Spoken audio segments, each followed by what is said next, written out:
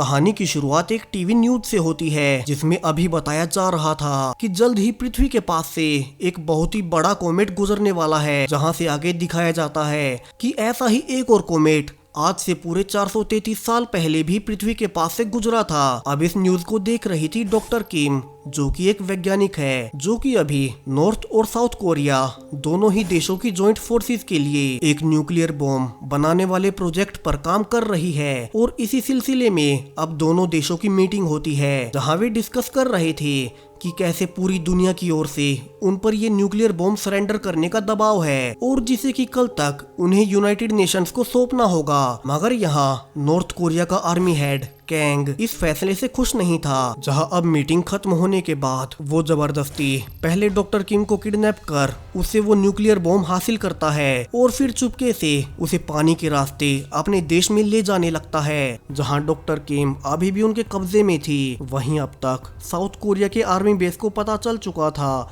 कि north Korea का commander Kang उनके यहाँ से न्यूक चुराकर अपने देश भाग रहा है, जहाँ से उनका कमांडर पार्क अपने सोल्जर्स के साथ कैंग और उसकी टीम को रोकने जाता है। और यहाँ से अब नदी में पहुँच दोनों ही तरफ से एक दूसरे पर फायरिंग शुरू हो चुकी थी, जहाँ डॉक्टर किम पाती है कि वही न्यूज वाला कोमेट अब उनके ऊपर से गुजर रहा है। और सरप्राइजिंगली अब कोमेट के नदी के ऊपर आते ही वहां स्पेस टाइम में एक रिफ्ट पैदा होती है, जिससे अब अचानक से ही डॉक्टर किम पाती है कि वो एक लड़ाई के बीचों बीच बेहोश पड़ी थी, जहां उसके आसपास काफी सारे लोग पुराने ट्रेडिशनल तरीकों से लड़ रहे थे। यहाँ डॉक्टर किम पाती है कि सिर्फ वही नहीं, उसके साथ 3 नॉर्थ कोरिया और 3 साउथ कोरिया के सोल्जर्स भी यहाँ खुद को देख हैरान हैं। और यहाँ से वे सब कुछ समझ जाते हैं कि दरअसल जब वो कोमेट उनके ऊपर से गुजरा तब स्पेस टाइम में रिफ्ट आने से वे किसी तरह से टाइम ट्रेवल करके यहाँ पास्ट में यानी कि 15वीं शताब्दी में आ गए हैं, जहाँ उनके आसपास अभी यहाँ के स्थानीय गांव वाले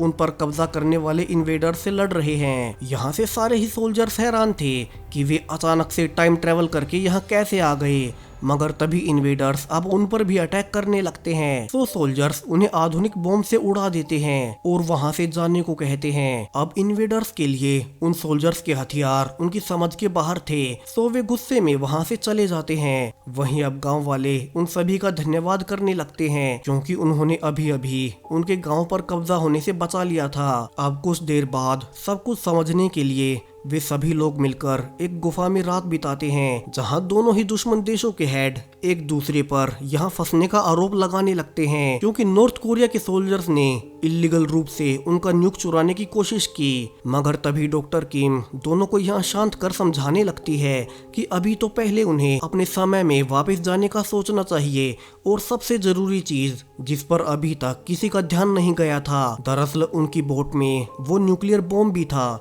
यानी कि वो भी टाइम ट्रेवल करके इस समय में आ गया होगा। और ये बॉम्ब जापान पर गिराए गए बॉम्ब से भी 100 गुना ज्यादा ताकतवर है, और अगर यहाँ वो किसी की लापरवाही से फट गया तो उनका भविष्य पूरी तरह से बदल जाएगा, और नॉर्थ और साउथ कोरिया दोनों ही देश कभी भविष्य में एग्जिस्ट करेंगे ही नहीं। तो यहाँ से दोनों कमांडर अब मिलकर पहले उस न्यूक्लियर बॉम्ब को ढूंढने का फैसला करते हैं। वहीं दूसरी ओर अब इन्वेडर्स की आर्मी दिखाई जाती है, जहां उनका कमांडर अपने लीडर को बता रहा था कि कैसे कुछ बड़े ही अजीब से लड़ाकों ने उनसे गांव वालों को बचा लिया, जिनके पास बड़े ही अजीबोगरीब मगर काफी खतरनाक हथियार थे, जो कि आज से पहले उन्होंने कभी नहीं देखे थे।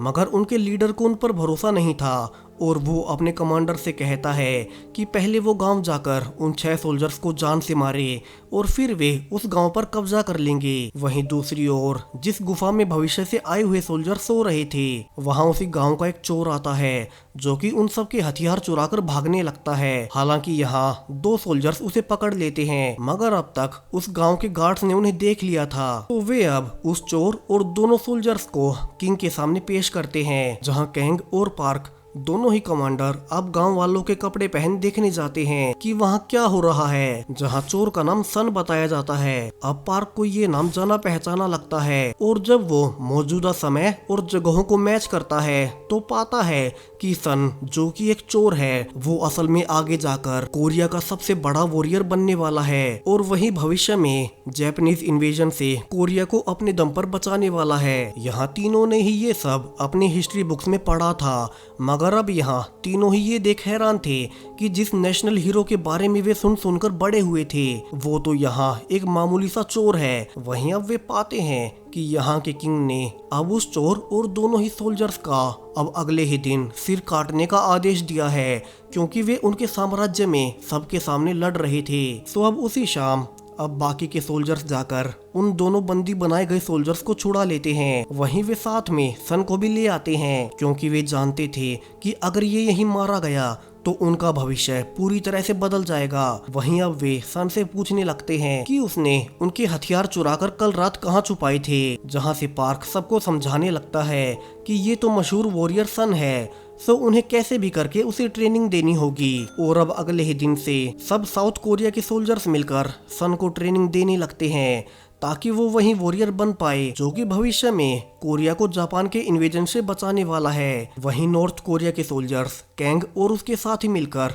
अब पूरे गांव का मैप बनाकर वहां आसपास ढूंढने लगते हैं कि वो न्यूक्लियर बॉम्ब कहां गिरा होगा, जहां काफी ढूंढने के बावजूद उन्हें वो बॉम्ब कहीं नहीं मिलता। वहीं अब एक दिन जब सन अकेला था तो वो सबसे छुपकर जंगल में जाता है और सोल्जर्स के वेपन को देखने लगता है, जिन्हें कि उसने उसी दिन से यहाँ जंगल में छिपा रखा था कि इन वेपन्स के बदले में वो काफी सारे पैसे कमा सकता है। तो आगे उन्हें बेचने के लिए वो फिर से उन्हें वहीं एक गड्ढे में छिपा देता है। हालांकि इस बार उसे ऐसा करते हुए एक छोटी सी लड़की देख लेती है, मगर सन उसे किसी तरह से बहकाकर वहां से भगा देता है। मगर कुछ ही घंटों बाद वो एक गन के साथ वापस लौटती है, जो कि शायद से सन गड्ढे में डालना भूल गया था। और अब उसे इस गन के साथ उन्हीं इन्वेडर्स के जासूस देख लेते हैं और यहाँ से उन सोल्जर्स के सारे आधुनिक हथियार चुराने का प्लान बनाते हैं। वहीं सोल्जर्स लगातार सन को ट्रेनिंग देने की कोशिश कर रहे थे, जहां डॉक्टर किम उन्हें समझाने लगती है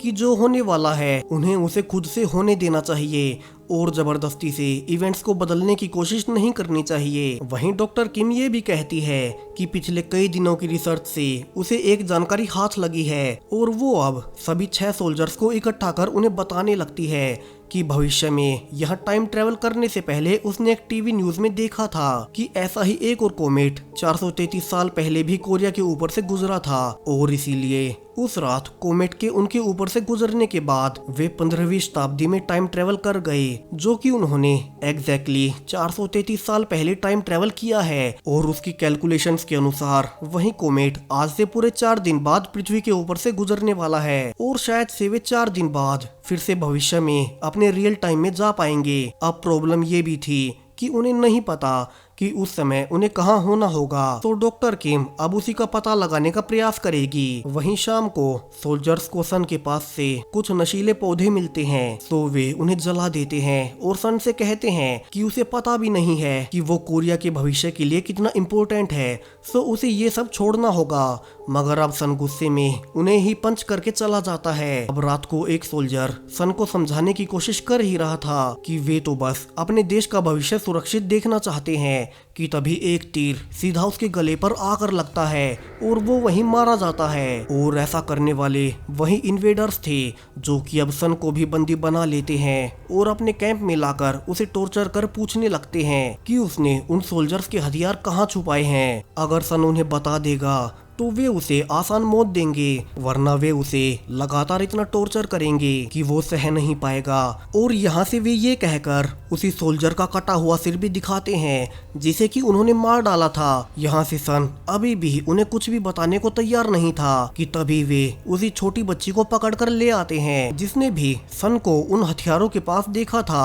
अब उस बच्ची की जान बचाने के लिए सन उन्हें सब हथियारों और भविष्य से आए हुए सोल्जर्स तक सुबह होने के बाद ले चलने को मान जाता है, जिसके बाद वे सब उस बच्ची को भगा देते हैं और वो वहां से जा पाती उसके पहले ही उसे जान से मार डालते हैं और सन से कहते हैं कि उसके साथ भी यही होने वाला है अगर कल उसने उन्हें हथियारों तक नहीं पहुंचाया। अब कुछ देर बाद सब सन को वहीं बंधा छोड़ सो जाते हैं, मगर तभी पीछे से कैंग अपनी टीम के साथ आकर चुपके से सन को छुड़ाने आता है, जहां वे ये जानकर भी हैरान रह जाते हैं कि वही न्यूक्लियर बॉम्ब जिसे वे ढूंढ रहे थे वो तो शुरू से ही इन्हीं इन्वेडर्स के पास था। सो तीनों अब उसे लेकर जाने लगते हैं कि तभी वहाँ कमांडर का बेटा उठ जाता है। तो कैंग अब बचने के लिए उसे जान से मारकर सन और न्यूक्लियर बॉम्ब के साथ वहाँ से निकल जाता है। वहीं सुबह होते ही अब इन्वेडर्स का लीडर पाता है कि वे सोल्जर्स उसके बेटे को मारकर सन को छुड़ा ले गए हैं और वो यहाँ से फैसला करता है कि अब वो उस पूरे गांव पर अटैक कर गांव वालों समेत उन सभी सोल्जर्स को जान से मार देगा। वहीं दूसरी ओर सन अब पूरी तरह से बदल चुका था। उसकी आंखों के सामने पहले उस सोल्जर और फिर उस छोटी सी बच्ची को जान से मार दिया गया और यहाँ से अब वो फाइनली फैसला करता है कि अब वो चोरी चकारी जैसे कामों को छोड़ अपने गांव और समाज की भलाई के लिए काम करेगा। वहीं दूसरी ओर डॉक्टर किम अब लाए गए न्यूक्लियर बॉम्ब को चेक करने पर पाती है कि अब इसके फटने में सिर्फ 4 दिन बचे हैं। मगर अब कैलकुलेशन से डॉक्टर किम पता कर लेती है कि उससे पहले ही वो कोमेट यहाँ आ चुका होगा और अब तक तो उसने उस लोकेशन का भी पता लगा लिया था जहाँ पर उन्हें उस समय होना होगा। वहीं अब वे अपनी टीम के मारे गए सोल्जर का फ्यूनरल रखते हैं कि तभी कुछ गांव वाले उनके पास आते हैं जो कि उन्हें उनके हथियार दे देते हैं और कहते हैं कि उन्हें उन इन्वेडर से बदला लेना होगा क्योंकि जिस बच्ची को उन्होंने मारा है वो एक अनाथ थी और पूरा गांव ही उसकी देखरेख करता था। मगर उन वहशी लोगों ने